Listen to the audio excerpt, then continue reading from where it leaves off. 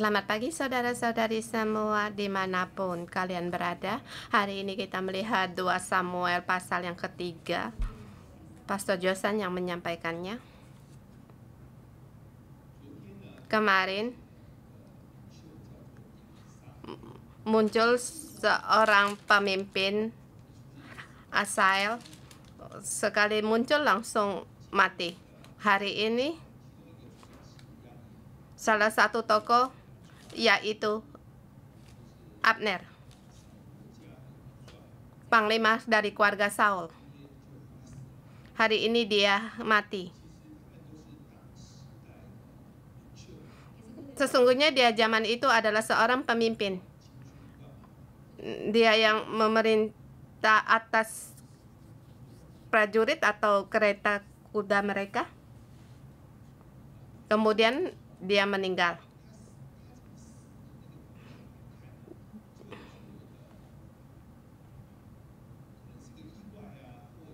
Kalau kita melihat dari titik kematian, mungkin kita akan merasa seperti ia di kecelakaan yang disebabkan oleh karena kecelakaan. Kalau kamu menelusuri terus, itu karena perbuatan dia sendiri, karena dia seorang pemimpin yang dengan darah daging. Dan pemimpin ini terus berkembang sampai pada nyawanya. Kita setiap orang pun demikian.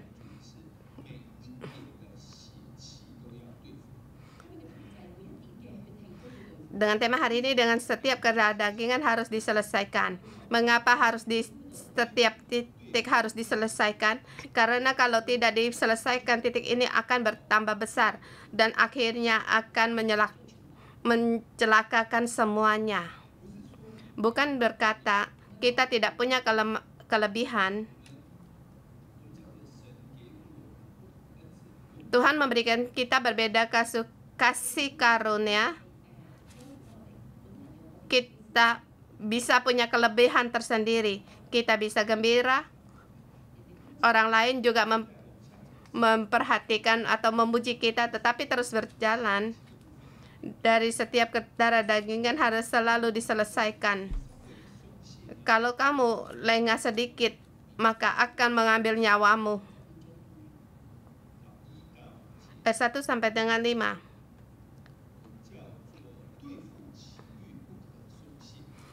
Di sini mengatasi atas hawa nafsu, janganlah lengah. Yang dimaksud itu Daud. Ayat ketiga, pasal ketiga, peperangan antara keluarga Saul dan keluarga Daud berlarut-larut. Daud makin lama makin kuat, sedang keluarga Saul kian lama kian lemah. Kita perhatikan ini peperangan antara keluarga Saul dan keluarga Daud. Saul yang agresif, Daud di tengah tanah Yahuda, di situ menjadi raja 3 tahun setengah. Dia menanti. Poin ini sangat penting.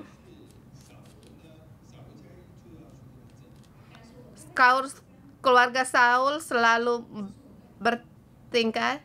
Siapa keluarga Saul? Yaitu Abner.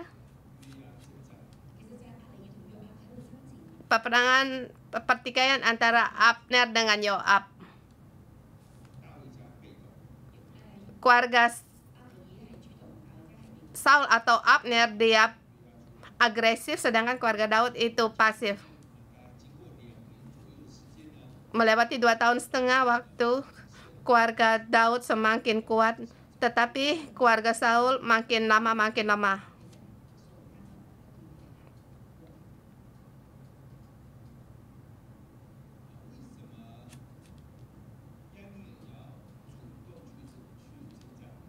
Mengapa Abner dia yang sendiri agresif untuk berperang?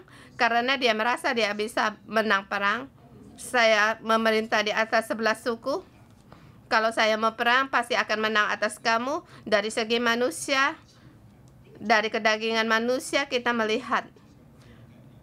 Jadi, kamu merenungkan bisa menyelesaikan di pihak lain, tetapi sampai dalam pemikiran demikian akan membuatmu semakin lama semakin lemah.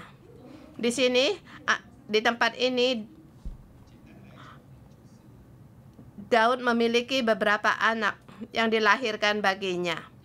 Sederhana, di kanan dia mengambil 6 istri dan melahirkan 6 anak. Mengapa harus begitu banyak anak? Mengapa begitu harus banyak istri? Bukan hanya ini saja.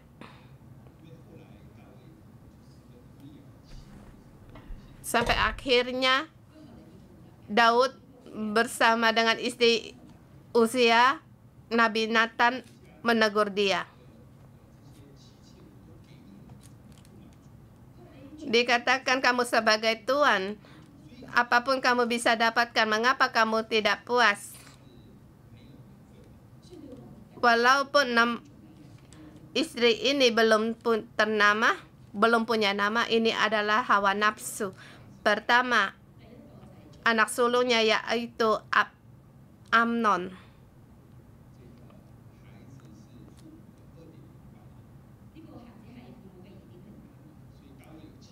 Ini seperti contoh dari orang tua. Daud mempunyai hawa nafsu, anak pun demikian. Dari dia yang mulai sampai dia memperkosa adiknya, menjadikan banyak sekali peristiwa yang terjadi. Yang kedua yaitu yang ayat ketiga, anaknya yang kedua yaitu Keliab dari Abigail, bekas istri Nabal orang Karmel. Dan juga ketiga, Absalom, anak dari Maakah, perempuan dari Taimai Raja Gasur. Mengapa di sini ada dari anak perempuan asing? Ini sangat jelas karena perhubungan politik. Jadi dia mengambil istri orang asing. Kalau berpikir adakah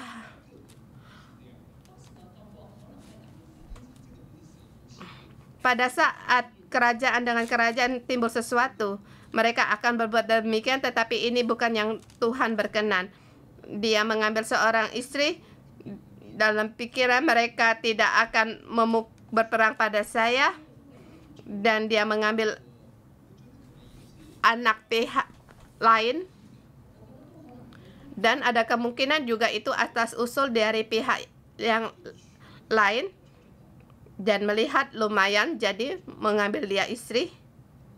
Dan baiklah, lihat-lihat, lumayan juga, dia cantik juga. Kemudian mengambil dia sebagai istri dan melahirkan seorang anak yang bernama Absalom. Yang akhirnya yang membelakangi dia dan ingin mengejar membunuh Daud. Boleh dikatakan Absalom bersalah karena dia melawan ayahnya. Tapi bagaimana anak ini datang?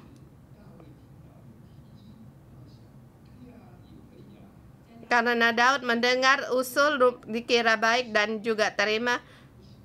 Saya suka, saya bersama dia. Kalau tidak, saya biarkan saja. Karena hawa nafsu ini membuatkan hampir kehilangan nyawa. Jadi di sini kita katakan kita harus mengatasi hawa nafsu, jangan lengah. Kamu harus mengatasi hawa nafsumu. Kalau tidak, anakmu hawa nafsunya akan lebih besar lagi. Dan juga hasil dari buah hawa nafsu ini menginginkan nyawamu. Ini yang dihadapi oleh Daud.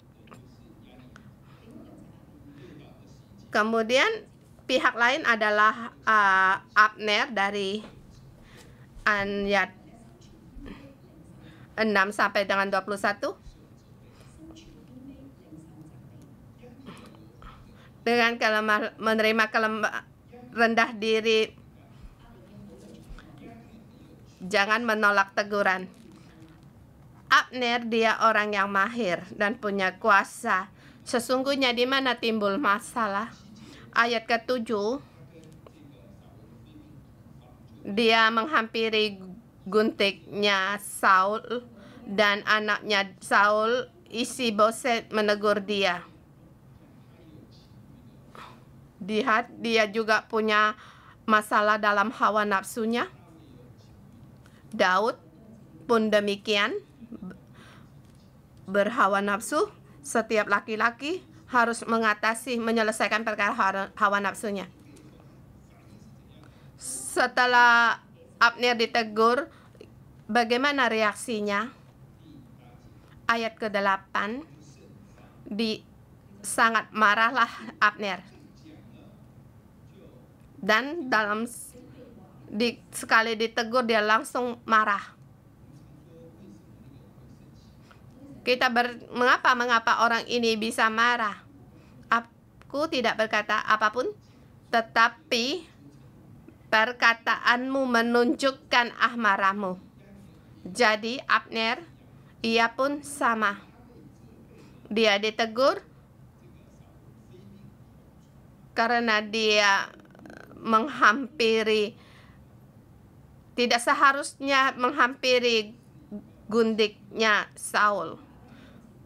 Boleh dilihat ini karena masalah hawa nafsu, dan perempuan ini adalah gundik dari Saul, yaitu gundik seorang raja. Tetapi pada waktu Abner bersama dia, seperti timbul rasa menjadi raja terhadap kuasa untuk keuntungan dari kekuasaan kerajaan, ada keuntungan. Jadi Isi-Boset merasa itu tidak benar dan menegur Abner. Abner pun melawan.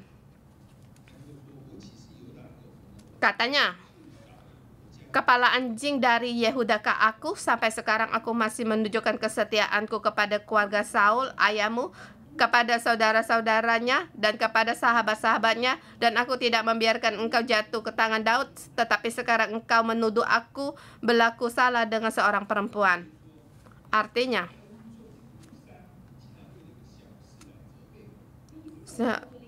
saya sangat menghormatimu, tetapi karena persalah ini kamu menuduh aku. Abner tidak rela menerima teguran. Dia tidak terima teguran dari Isi-Boset, dan juga tidak mau ditegur oleh Daud. Karena pada waktu Daud punya kesempatan kedua kali membunuh Saul, saat itu mereka sedang tidur. Kemudian Daud berlari dalam kemahnya Saul dan mengambil tombaknya, kandil airnya.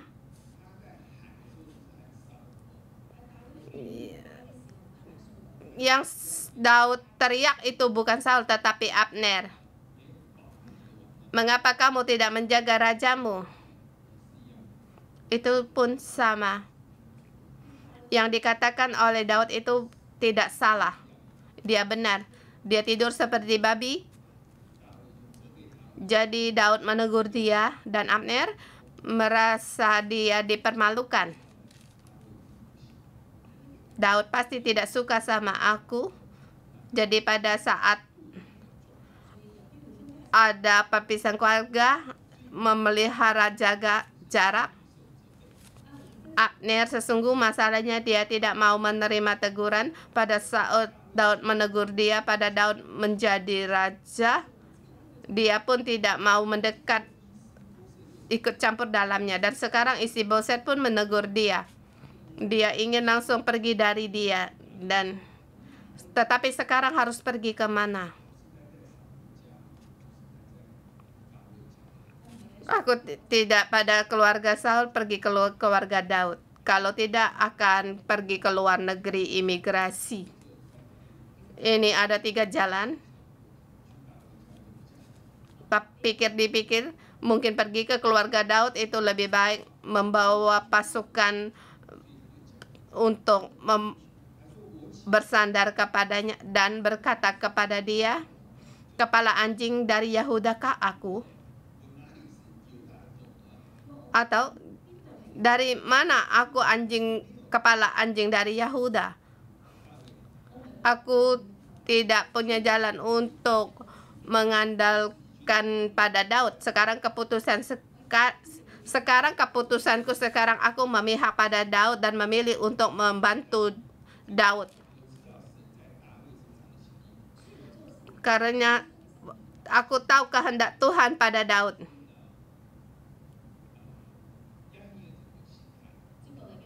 Dan perkataan selanjutnya menunjukkan akan watak dari Abner. Ayat ke-9, kiranya Allah menghukum Abner bahkan lebih daripada itu jika tidak dilakukan kepada Daud seperti yang dijanjikan Tuhan dengan sumpah kepadanya.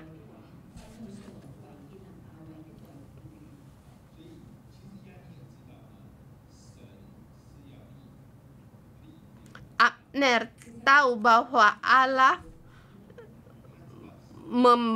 membangkitkan Daud. Dia tahu akan kehendak Allah. Jadi ke ayat ke-12,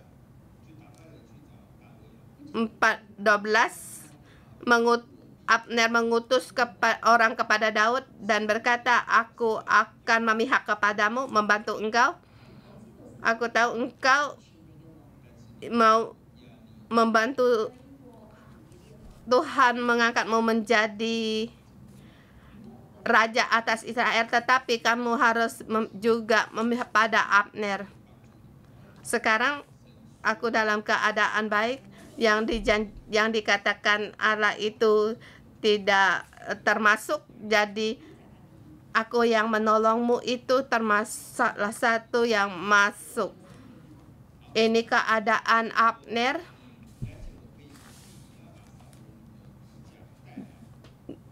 Kalau Daud berkata pada saat itu, boleh kamu datang kepadaku, tetapi baiknya aku mengadakan perjanjian terhadap engkau untuk membawa dahulu Mikal, anak perempuan Saul. Di sini mengapa Daud berkata demikian? Apakah Daud kekurangan Mikal? Di depan dikatakan dia ada 6 istri. Lagi pula perempuan ini telah menikah dengan orang lain, tetapi sekarang mengapa harus diambil kembali? Di sini ada alasan yang tidak untuk mengambil perempuan ini pulang. Sepertinya ada, karena perempuan ini, dia menginginkan perempuan ini terlebih dahulu harus dengan 100 kulit khitan orang Filistin. Tetapi kemudian dia meninggalkan mertuanya, maka mertuanya memberikan perempuan ini kepada orang lain. Dari segi Daud boleh dikatakan kedudukanku telah diambil.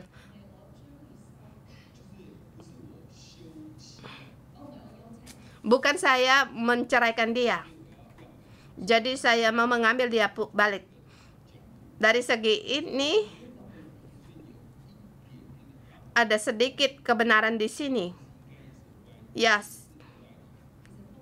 Dan juga kebenaran yang salah karena menginginkan lebih satu lagi istri. Mengapa dia menginginkan dia kembali? Mungkin dia punya status yang lain, yaitu aku adalah menantunya keluarga Saul, dan 11 suku yang memihak kepada Saul sekarang memihak padaku. Kan bisa dalam cara pikirin, banyak satu orang, banyak satu perempuan, sama Daud menghadapi akan hawa nafsunya.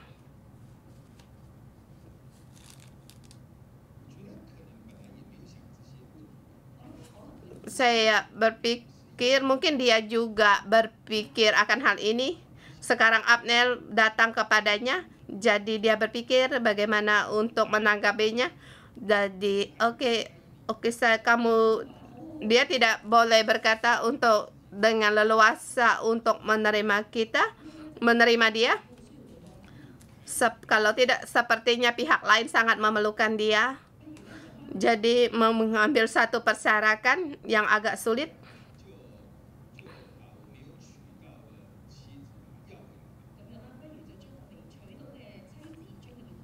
yaitu mengambil kembali istri yang belum ia ceraikan.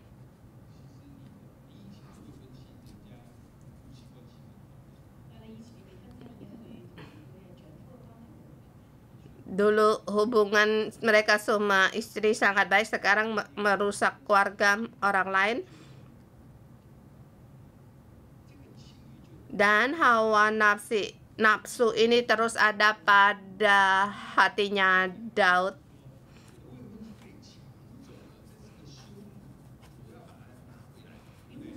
Sepertinya kedudukannya diambil dan dia ingin mengambilnya kembali. Yang akhirnya perempuan ini orang yang mempermalukan dia, yaitu pada waktu Daud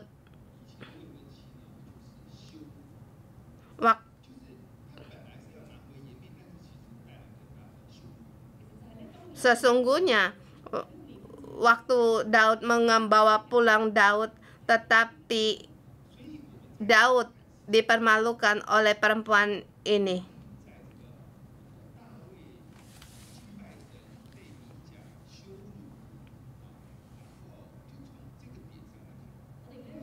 Kita jangan berhenti dalam perkara waktu Daud menyembah Tuhan, bagaimana Milka mempermalukan Daud. Kita harus melihat dari segi ini. Karena perkara ini kamu yang menginginkan, bukan untuk mendapatkan lebih dari satu perempuan.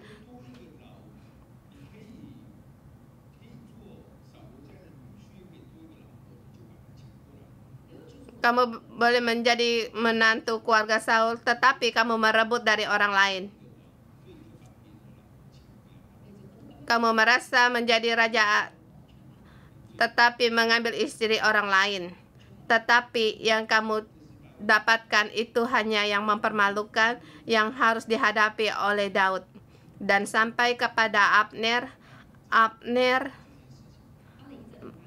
melakukan perkara ini.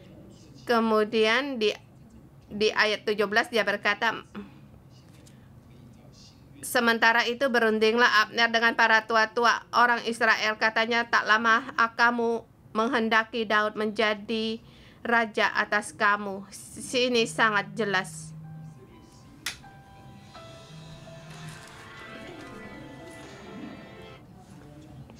Dulu 11 suku berandal pada Daud. Mereka ingin berbuat demikian, tetapi Abner tidak mengizinkan, dan sekarang dia mengizinkan. Maka demikianlah sesungguhnya Abner menghalangi rencana Tuhan, menghalangi Daud menjadi raja, dan sekarang ia berubah sifatnya. Kamu bertanya, mengapa kamu berubah sikapmu? Karena Isiboset menegur dia, berhasil.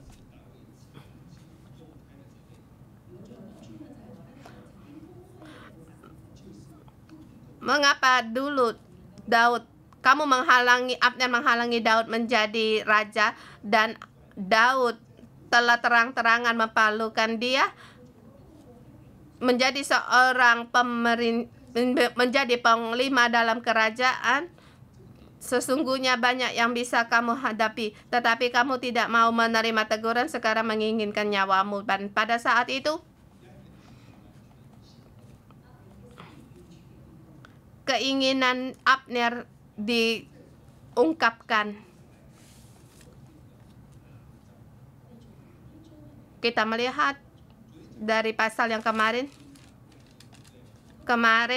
Asael mengejar Abner, bukan? Dan Abner sungguhnya dia tidak mati seluruhnya, karena Tuhan ingin membunuh dia karena menghalangi kehendak Tuhan, tetapi sikapnya tidak ditunjukkan. Jadi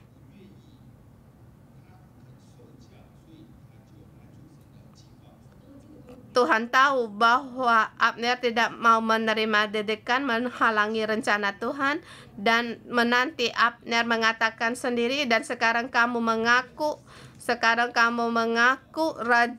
Tuhan mau mengangkat Daud menjadi raja, dan kamu mengaku kamu menghalangi para tua-tua Israel untuk datang kepada Daud. Sekarang bisa mengambil nyawamu. Demikian. Dan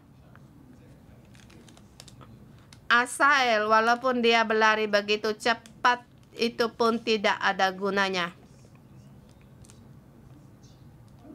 Saya pikir kalau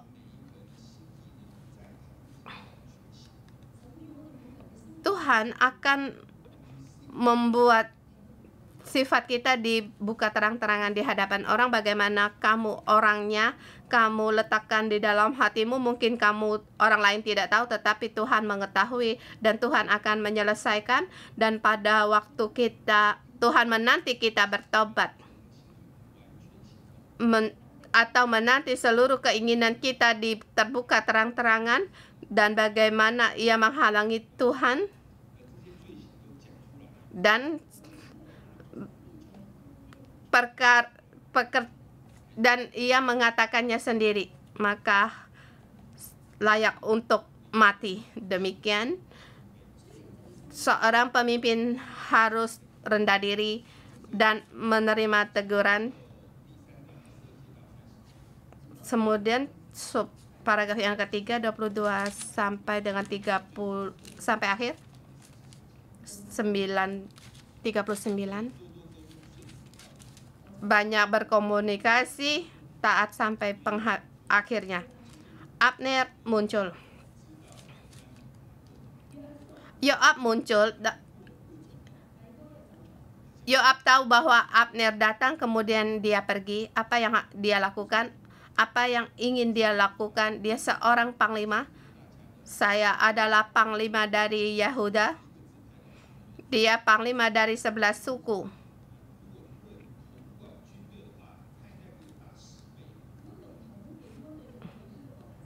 Karena waktu dilihat dalam memerintah dalam kepemimpinan dalam tentara, dia lebih besar.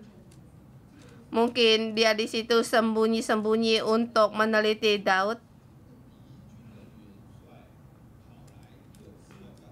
Mengapa musuh panglima datang, kemudian habis makan pergi?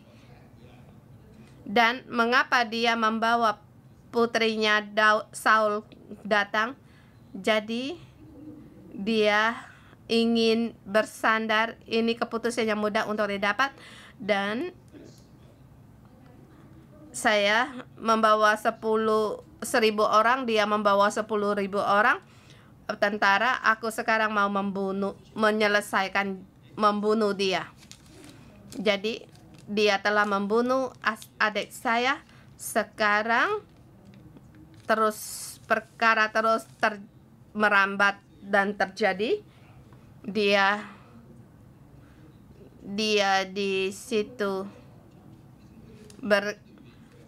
pun menegur Daud, apakah kepalamu dibentur ke tembok karena dia adalah panglima dari musuh? Aku demi kebaikanmu, aku akan membunuh dia.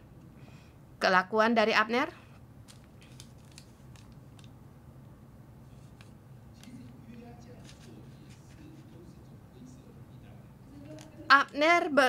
Yoab berdemikian juga seperti itu adalah secara sembunyi-sembunyi, yaitu dalam peperang kamu mati, aku hidup. Dan dua pihak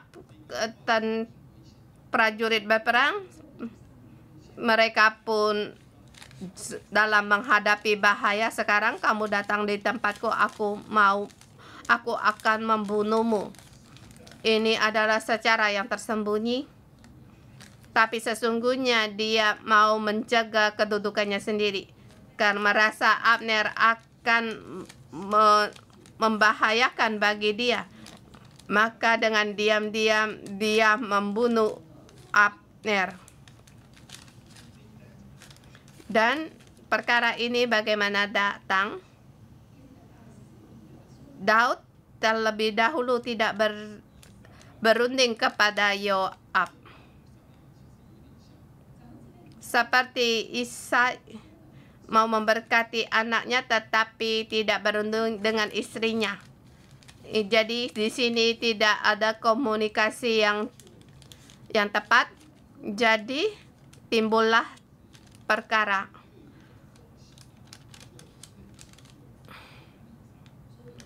Akhirnya ada satu celah, maka dibunuhnya Abner. Bagi Yoab, apapun yang harus yang ia lakukan terlebih dahulu berunding kepada Daud. Dalam hidupnya, perkara ini terjadi berkali-kali. Bagi Daud juga sama. Dia pun perlu banyak untuk komunikasi. Kita melihat perkataan dari Abner ayat 25. Apakah engkau tidak kenal Abner bin Ner itu? Dia datang memperdayakan engkau, yaitu untuk memperdayakan kamu. Mengapa Abner berkata demikian?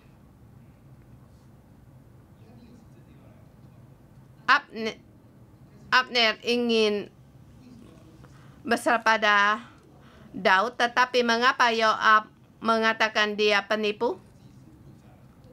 Karena dia sendiri seorang penipu, jadi dia merasa Abner juga seorang penipu.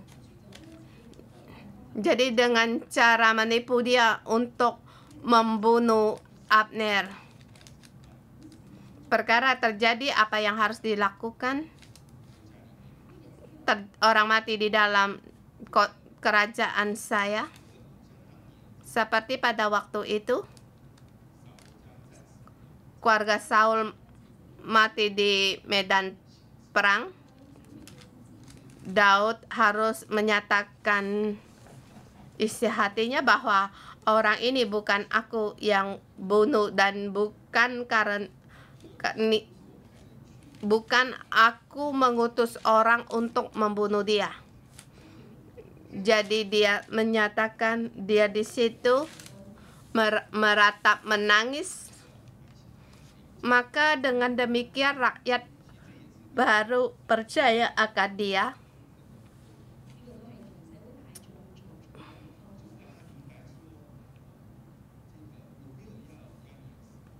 Yaitu agar mereka tahu bahwa aku tidak menghendaki kematian dari Abner. Dan juga mengaku tidak bisa mengalahkan Yoab, karena Yoab balas dendam karena Abner membunuh adiknya.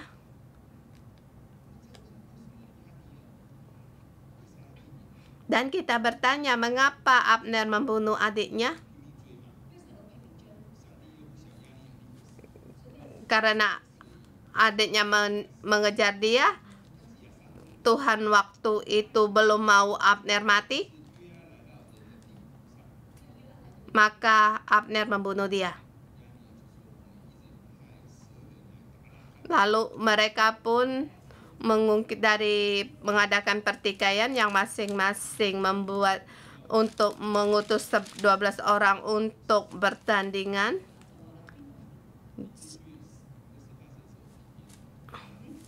Abner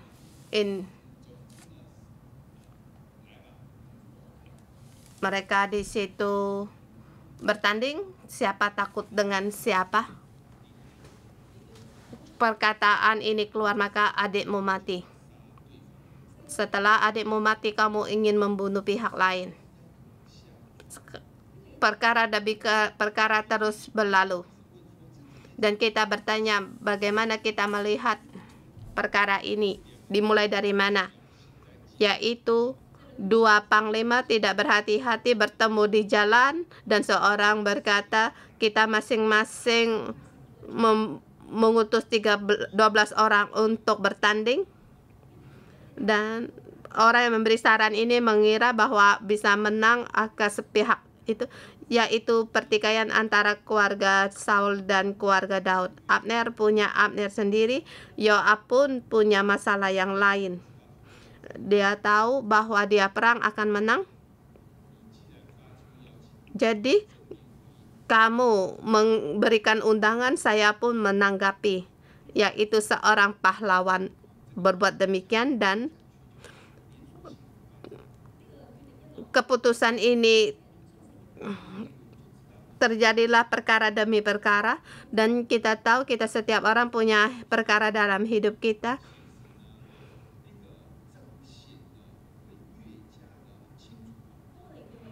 Pada saat kedudukan tidak lebih tinggi, maka yang dinampakkan itu semakin jelas. Kamu seorang yang rendah, kamu ada hawa nafsu pun tidak jelas untuk terlihat. Sesungguhnya kamu tidak punya uang untuk membeli simpanan. Sebab membeli simpanan pun punya uang, tetapi kamu menjadi raja, kamu merasa semakin banyak, semakin baik.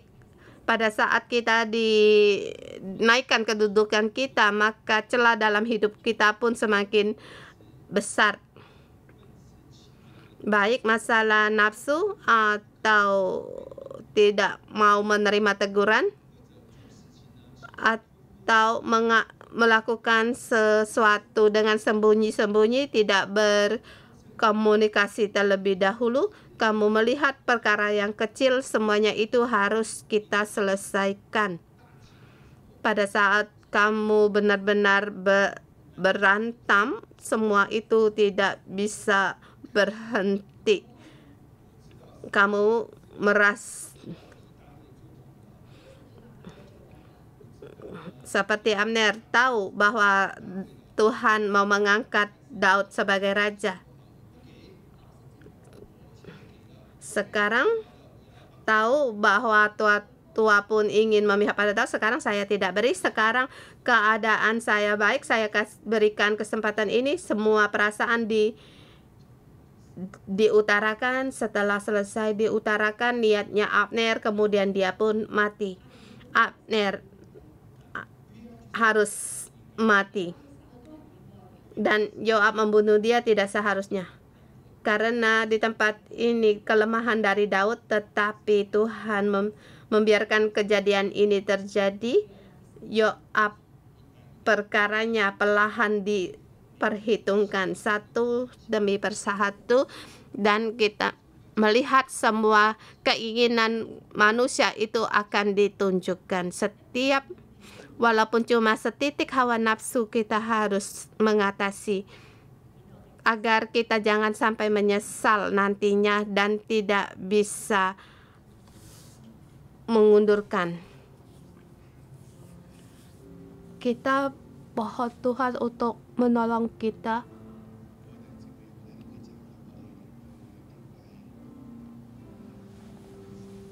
Saudara semua, mari kita menyembah Tuhan Allah kita.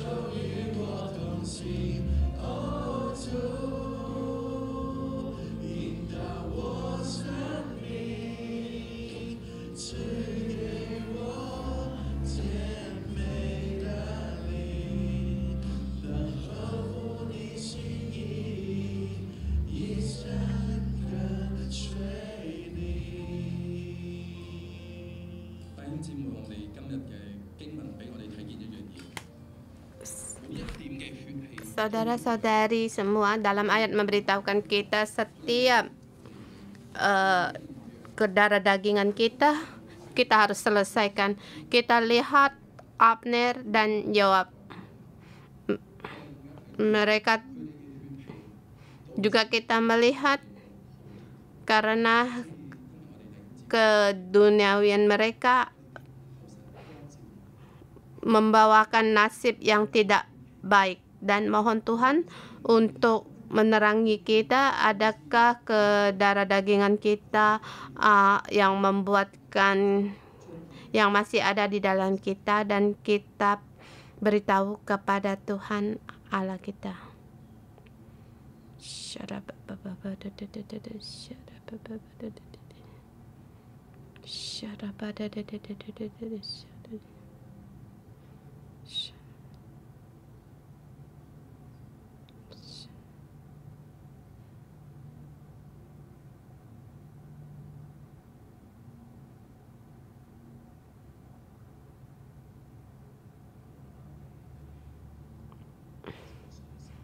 Allah Bapa, kami perlu akan Roh Kudus. Tanpa Roh Kudus, hidup kami akan dikendalikan oleh darah daging kami. Sebagai manusia, membuat kami banyak berbuat dosa dan terjatuh dalam kelemahan dan kesesakan. Mohon Roh Kudus untuk menolong kami.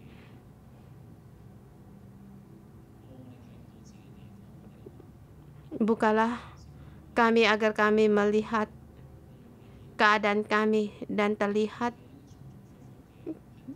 kami dalam pattern yang berulang-ulang kali, dalam kelemahan dan kesusahan. Karena setitik darah dagingan kami. Tuhan, lewat hari ini dalam hidup kami, setiap orang dalam toko Alkitab, kami melihat kami harus menyelesaikan hawa akan darah dagingan kami.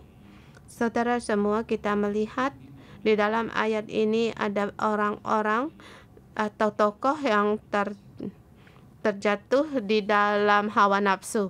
Daud, dia awalnya 2 istri dan akhirnya dia banyak istri yang melahirkan baginya banyak anak. Bahkan ingin lebih banyak lagi, membuat dia terjatuh dalam hawa nafsunya yang membuatkan dia hampir kehilangan nyawa. Demikian juga Abner. Dia seorang panglima dalam negaranya, tetapi karena hawa nafsunya dengan menghampiri gundik rajanya, hawa nafsu ini sulit untuk diselesaikan, diatasi. Hari ini Tuhan menerangi kita, kalau di antara kita ada yang terjatuh dalam hawa nafsu ini, kita datang pada Tuhan. Kita mohon Tuhan untuk menolong kita. Banyak sekali karena dosa ini kita sembunyikan, kita tidak mau orang tahu. Kita datang di hadapan Tuhan, kita mengaku akan kelemahan kita. Kita di hadapan Tuhan, kita mengaku di kelemahan dalam hidup kita. Mohon Tuhan untuk menolong kita. Kalau kamu ada yang di arena, silakan maju ke depan. Dan bagi kita yang ada, kita letakkan tangan kita di atas hati kita. Kalau kita terikat akan hawa nafsu, kita tidak ada satupun terhadap Allah kita lebih suci. Kita mohon Tuhan untuk menolong kita. Bukan hanya selain hawa nafsu, saya pun melihat Abner, dia pun menolak teguran. Kalau juga di antara kita, kalau menerima teguran, baik itu ketua sel atau bosmu, orang-orang atasanmu. Kita tidak mau menerima teguran, kita sombong akarnya karena kita adalah kesombongan. Saya mengundang kalian untuk berdoa. Kita mohon Tuhan, kita serahkan darah daging kita akan hawa nafsu kita, kesombongan kita. Kita datang di hadapan Tuhan, kita berdoa.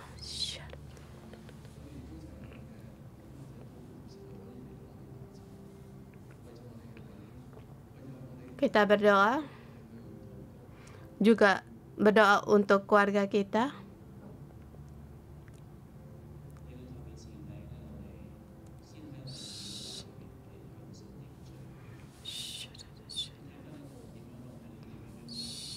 Terlebih dahulu kita mengaku dosa kita, bagaimana kita awal terjatuh pada hal ini.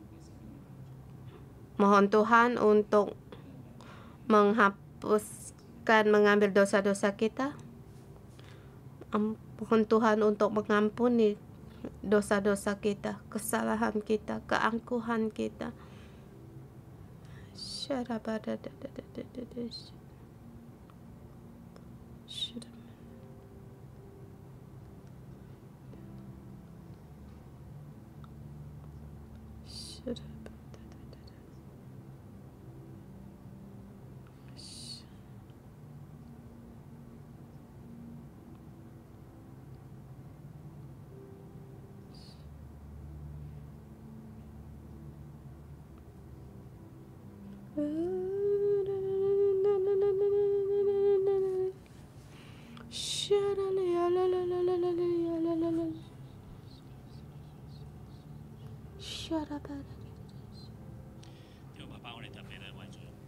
Allah Bapa, kami berdoa sebagai kaum laki-laki. Kami mudah terjatuh seperti Daud, seperti Abner. Dalam hidup kami tidak merasa puas, kami mudah terjatuh dalam hawa nafsu kami. Seperti Daud, karena keuntungan sendiri kami pun terjatuh dalam hawa nafsu kami. Tuhan, mohon ampunilah para saudara kami agar kami di hadapan-Mu kembali menghadapi kelemahan dalam hidup kami. Dalam nama Tuhan Yesus, celah-celah ini harus terlepas dari segala ini. Celah-celah ini hancur dalam nama Tuhan Yesus. Dari akar hawa nafsu semuanya putus dan kami mau keluar. Tuhan, juga kami mohon di dalam Engkau kami juga tidak mau mendengar. Kami tidak mau menerima teguran. Di dalam hidup kami sesungguhnya keras kepala. Tuhan, ampunilah kesalahan kami. Ampuni kesalahan kami yang tidak mau mendengar, kami yang membelakang. Tuhan, mohon Engkau juga untuk menyembuhkan kami.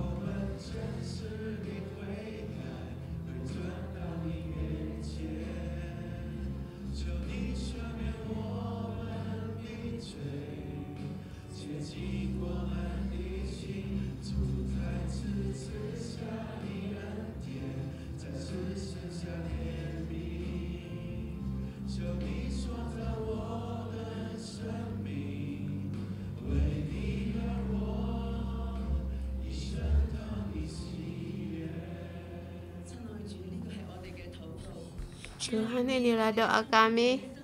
Kami ingin hidup kami berkenan bagi-Mu. Dan Tuhan, kami tahu dalam hidup kami punya kelemahan dan celah. Tapi Tuhan, mohon Engkau menolong kami di dalam saat menghadapi ujian ini. Dalam kelemahan kami mau datang di hadapan, kami mau berseru kepada Engkau, kami mau menerima kekuatan dari-Mu, agar kami menyelesaikan perkara ke darah daging kami dan hawa nafsu kami dan kesombongan kami. Bersamaan juga saudara semua, hidup kita dalam melakukan perkara kita pun, adakah kita hubungan komunikasi yang baik dengan pemimpin atau rekan kerja kita? Yoab dengan sembunyi dia melakukan perkara ini sehingga mengakibatkan kutuk dalam keluarganya. Mari kita bersama berdoa. Kita tidak dengan sembunyi melakukan pekerjaan. Mengapa kita sembunyi? Karena kita taat kita kepada pemimpin atau pemimpin kita, atau hati kita merasa sombong, tidak mau menyusahkan orang lain. Mari kita berdoa agar kita dengan berani untuk berkomunikasi dengan pemimpin kita dan kita melakukan segala sesuatu dengan terang.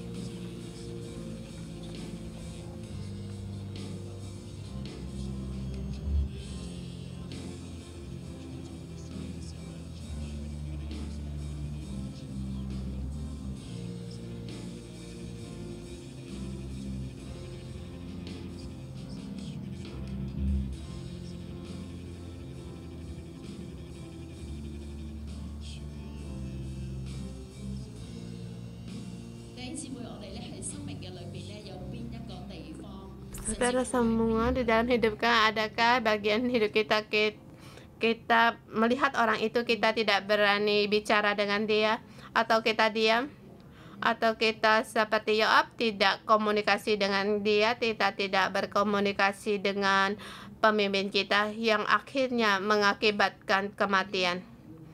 Keluarganya juga menghadapi kutuk. Mari kita datang di hadapan Tuhan, kita beritahu kepada Tuhan bahwa kita harus tertuju pada Tuhan. Pada saat dikatakan darah dagingan, hawa nafsu setetes demi setetes masuk, yang dikatakan oleh pastor, dia akan mengikuti seumur hidup kita, kedudukan kita, dia akan semakin membesar. Mari kita bersama, kita letakkan tangan kita di atas hati dan berbicara kepada hati kita. Mari kita berdoa. Allah Bapa, mohon Engkau kasih-Mu masuk di dalam hatiku. Buang segala ketakutan di dalamku. Buang segala keserakaan dalamku. Baik itu hal hawa nafsu, ketenaran, kedudukan. Buang segala kesombongan di dalamku. Roh Kudus, aku perlu akan Engkau. Aku perlu akan Engkau setiap hari diam di dalam hatiku dan berfirman kepada hatiku. Mohon Engkau untuk menolongku. Engkau gerakkan hatiku. Jagalah hatiku. Karena segala yang hasil yang dikeluarkan, apa yang ditimbulkan itu keluar dari hatiku. Tuhan, mohon Engkau tolong aku setiap hari. Dalam nama Tuhan Yesus, aku pun memberkati saudara-saudari semua dimanapun kalian berada. Dimanapun kau berada, Tuhan, Engkau menjaga hati kami agar menang atas segalanya. Dan di dalam seumur hidup, diam di hadapan-Mu dan terang-Mu menerangi kami. Mohon Roh Kudus membimbing kami setiap hari. Buang segala hal-hal kedarah dagingan kami atau kemanusiaan kami, dan dalam nama Tuhan Yesus perintahkan keluar dari darah daging kami segala keserakaan, segala hawa nafsu, ketakutan, semua keluar dari hidup kami dan keluar dari keluarga kami seluruhnya dan semua akar ini Tuhan, Engkau cabut sampai ke akar-akarnya. Roh Kudus, Engkau masuk di dalam saudara kami di dalam hati kami, agar kami melakukan setiap firman-Mu dan jalan-Mu, tidak membelok ke kanan dan dalam ke kiri. Dalam nama Tuhan Yesus memberkati-Mu. Amin. Kita renungan pagi sampai di sini. Tuhan Yesus memberkati.